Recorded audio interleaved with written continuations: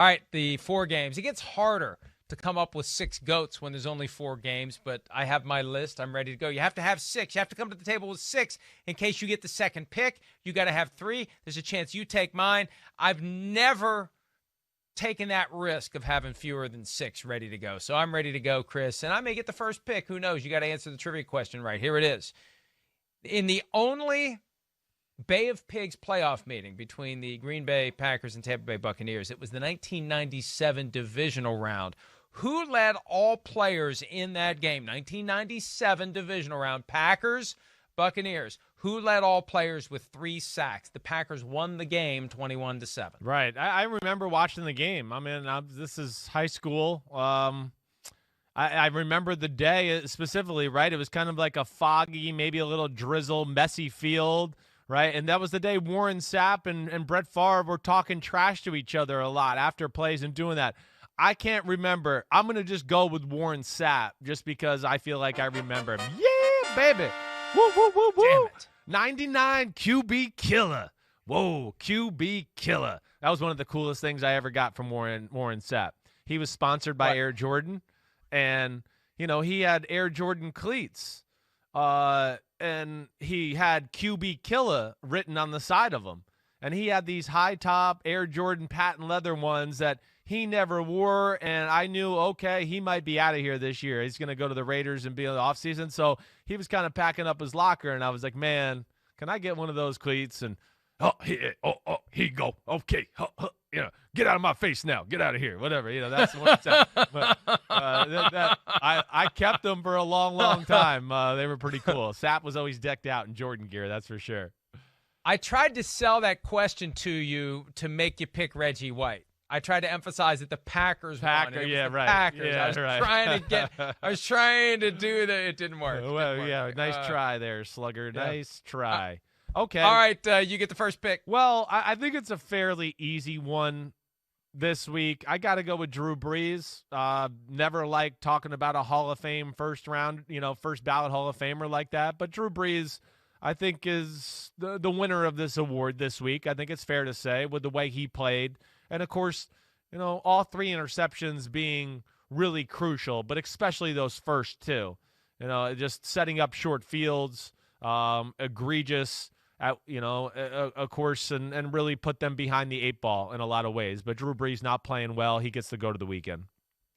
Yeah, you know, I definitely on my list. For me, though, I go to that Saints game, and I look at how the Saints had an opportunity to get up early and to maybe deliver an early knockout blow to the Buccaneers when Deontay Harris returned the punt for a touchdown. But, it was called back because Carl Granderson illegally blocked a Buccaneers player in the back. You take that block away. Now, I don't know. Would the tackle have been made if he hadn't illegally blocked him? I don't know. Sometimes yes, sometimes no. But Granderson's the guy whose number was called, although they actually called the wrong guy. There's a guy that came in over the top afterward who got the public shame. It was actually Carl Granderson who committed the illegal block and took that 6 points off the board for the Saints. Yeah, that was definitely big. You're right about that. And them losing Devontae Harris altogether was a big blow to their football team with some of those 2 early plays he made to set up their team the right way. You know, I usually don't do this, but I'm going to do it right here. I'm going to go the Rams defense, the whole defense. GOAT. Sorry. You usually don't do it? You do it all the time. Not for GOAT drafts. I usually pick one guy for a GOAT draft. The GOAT draft, I'm usually good at just singling out one guy. This one, I'm going to give it to the whole unit. I am. It's the number 1 defense in football. Packers scored 32 points. Really, probably should have scored over 40. I mean, honestly, the game could have been got out of hand a lot earlier than that. The Packers kind of blew some of those opportunities. But, you know, number 1 scoring defense, number 1 in yards allowed, and the Packers rack up 484 yards of total offense.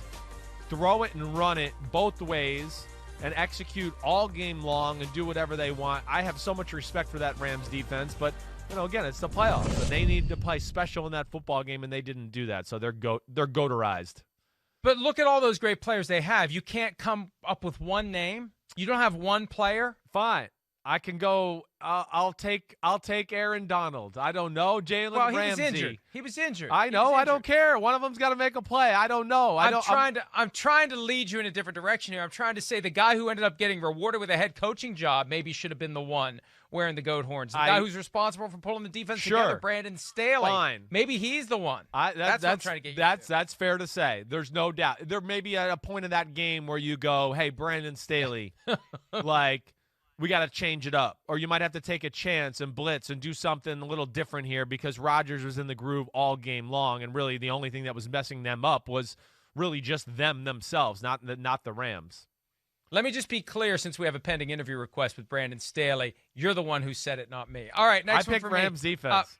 While we've got coaches with the goat horns, I'm going to go with Andy Reid. Very simple reason. I love you, Andy Reid, and you're one of the great coaches of all time. You'll be in the Hall of Fame. You got your ring. You may get another one. What are you doing running Patrick Mahomes on 3rd and 1 with a bad toe? What are you doing? Now, look, it's not like he knew he was going to get a concussion, but you threw him into harm's way with an impaired foot, and lo and behold, he got a concussion. So the result justifies the punishment, and the punishment is GOAT in a bad way coming out of week divisional round, even though they won. That's the only thing, to me worth questioning is just that, right? Like, he's got a hurt toe. But as we've seen, he's not afraid to run Mahomes and do those things in short yardage situations. We saw it in the Super Bowl last year against the 49ers. We saw it earlier in this football game where he scored a touchdown on the same exact play he got hurt on. It's the same play. So, just, tough break, weird injury like we talked about. And there's not a lot of obvious GOATs this week in this draft. But, yeah, I mean, I want to go either the center or the Ravens or just Lamar. I'll go Lamar. I'm going to throw Lamar in the GOAT draft right here just for the pick 6. I don't like to do it. I'm going to do it right now, though, just because it was a big moment and Lamar needed to make a big play with his right arm, and he stared down his favorite receiver, and Teron Johnson made an unbelievable play. But I guess I'll go with him because of the magnitude of the moment, the questions about his ability to dissect teams when he does have to throw the football. That was big, and he let the team down there.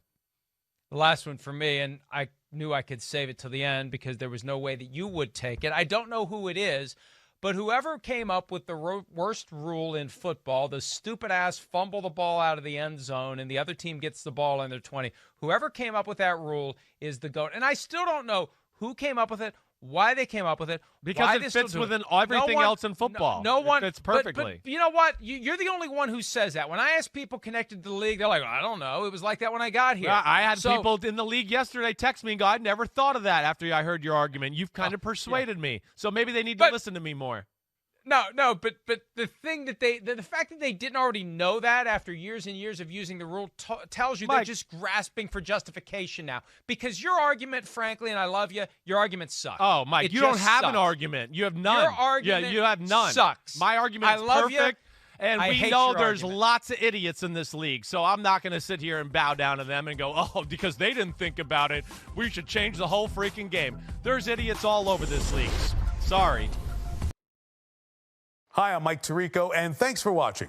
Make sure to hit subscribe for the latest news and highlights from NBC Sports.